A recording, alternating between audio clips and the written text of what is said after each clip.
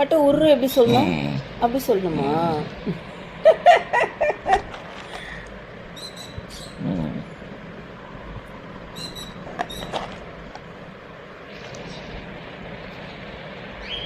பட்டு loud soft. பட்டு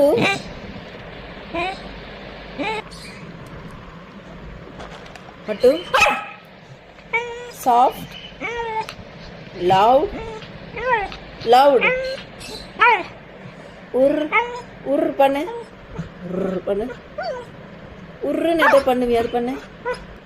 பட்டுவா? பட்டு பட்டு எங்க?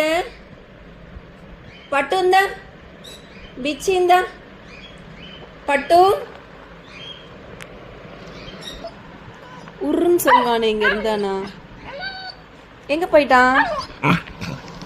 எங்க போயிட்டான்? உருன்னு சொல்லுவானே.